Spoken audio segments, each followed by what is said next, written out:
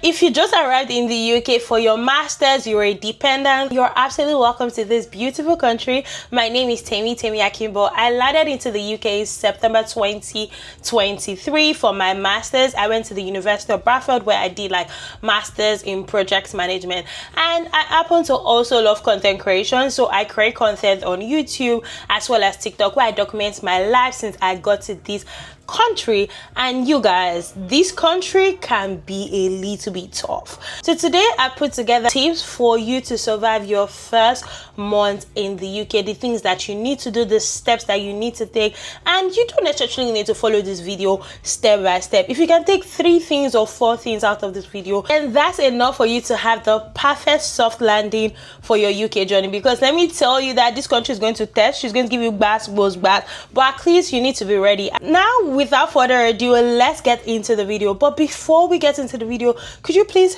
press that subscribe button? You can see it in front of you. Just help my life and press the subscribe button.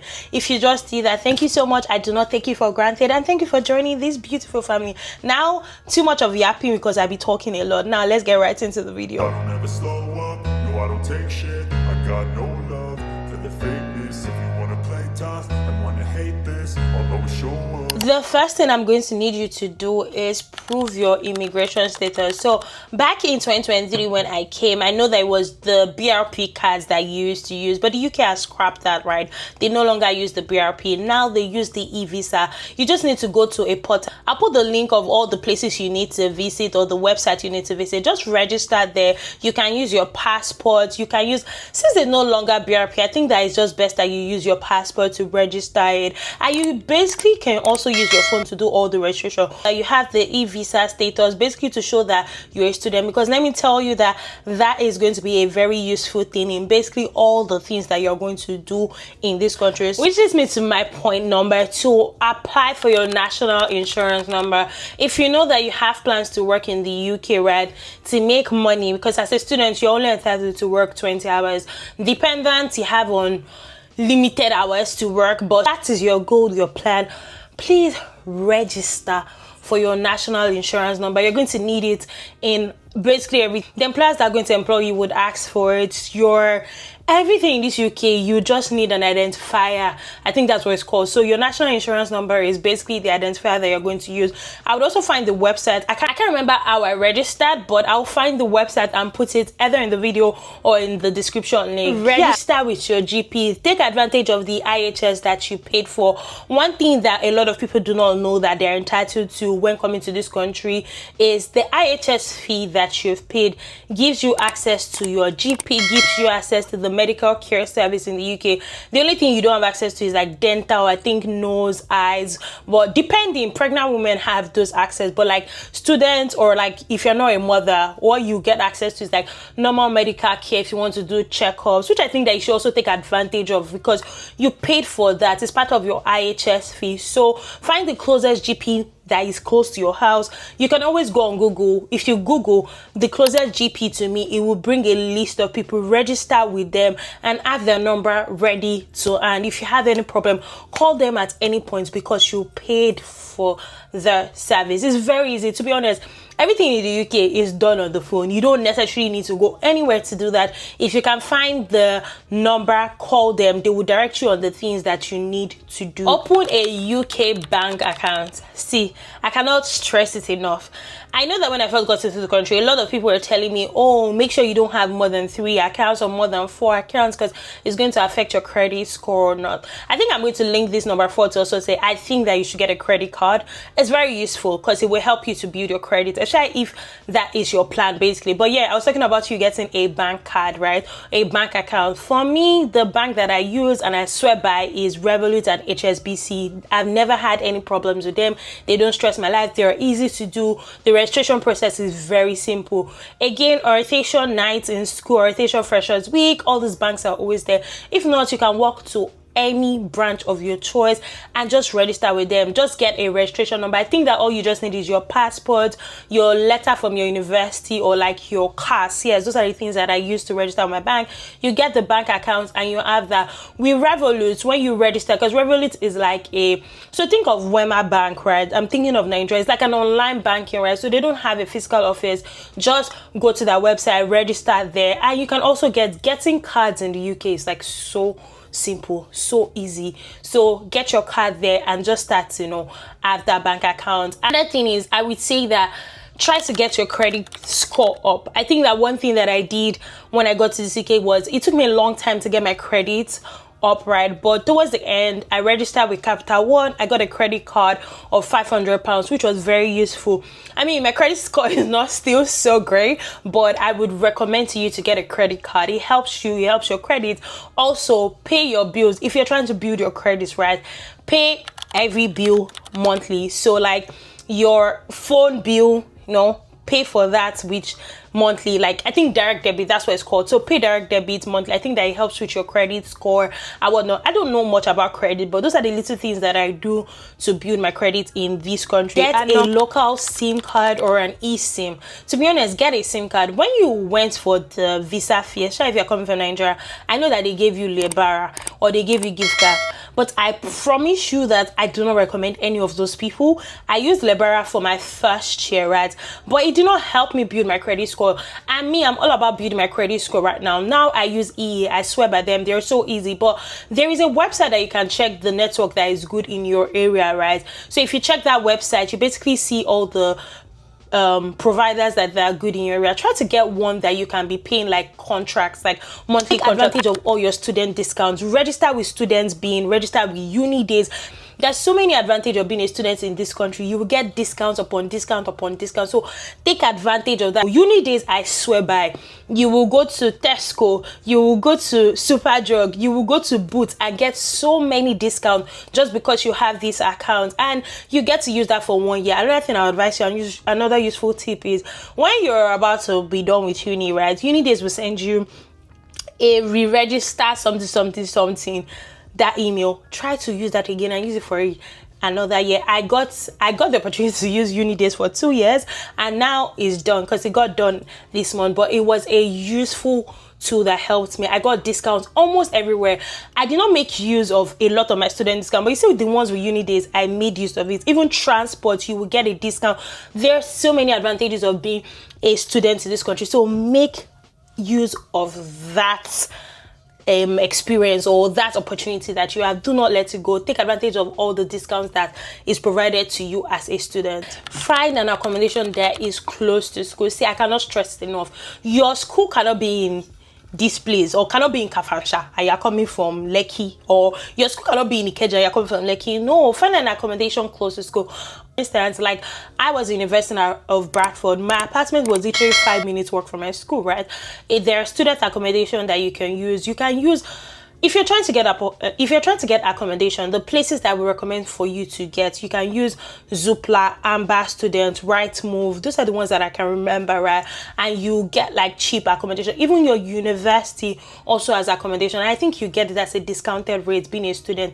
I'm not certain about that, but yeah, try to stay close to school. It's a very useful tip. You get access to all the information very early. If there's anything, you don't get to miss class just because you live close to school. Get a real card. See, it took me, I think, 6 months after I get into this UK to know about rail cards, but that's the best transport saving thing in this country.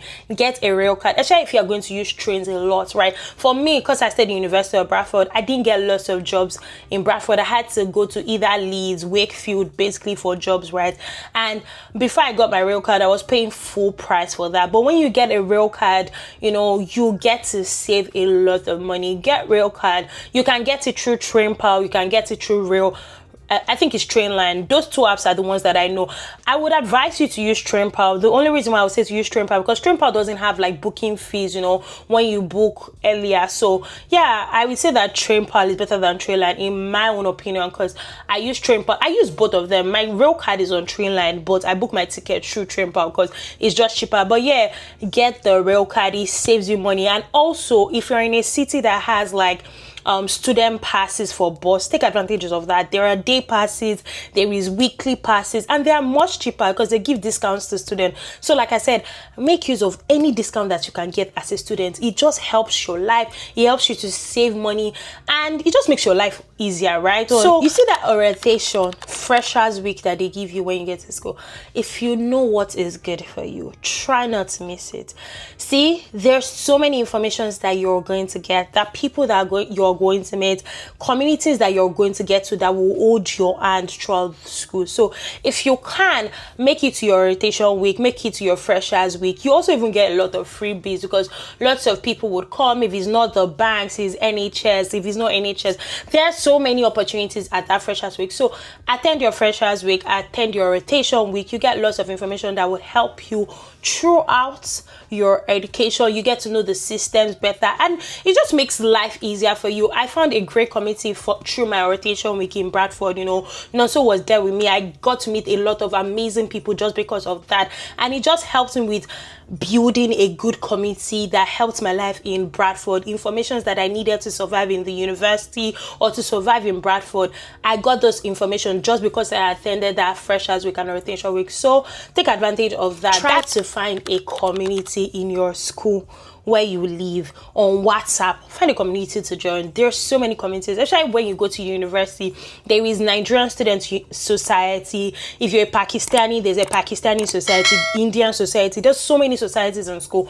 Try to join those communities. You never know, you make friends that will help you, that will give you information, that will tell you what is going on. See, this key to survive this UK is having a community that helps you, having a community that has information, having a community that would, guide you. You need that community. That's the best way to survive this country. That's the only way to survive this country. So if you can take advantage of those communities, find a community to join, even church community, just join a group of people that will just help your life. I don't say you should join bad community, but community that you see that they have a positive impact to your life, try to join them. Next one is find an agency.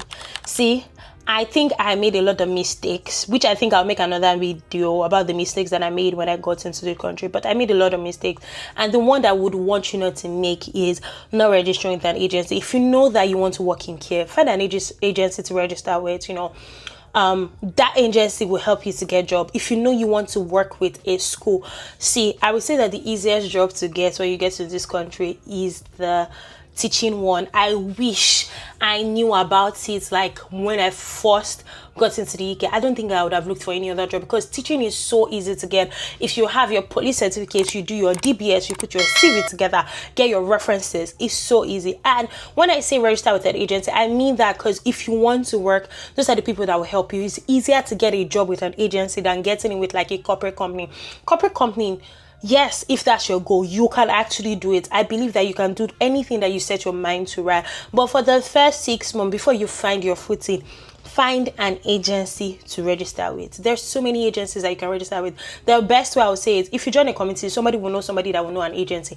Number two way that I did it, though, Google teaching agencies near me. There are a lot of them. Call them. Be calling them every day. Oh, please, I just got into the country, I'm trying to get a job, can I register with your agency? A lot of times some of them will tell you, oh, you've not worked for 6 months, right? Try to build that. Sometimes you find the ones that would actually take you in. Even with care, I didn't work in care, but that some of my friends, those are the things that they did. They just called an agency, registered with them.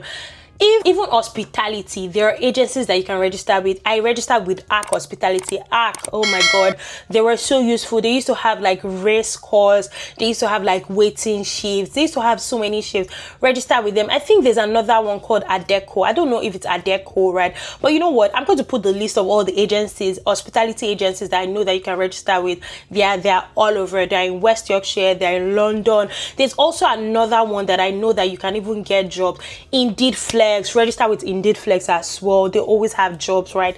Those type of things will help you, settle in fast, right? So get an agency that you can register with. I'll put a link of the agencies that I think that you should register with in the link down below. Yourself the UK standard CV.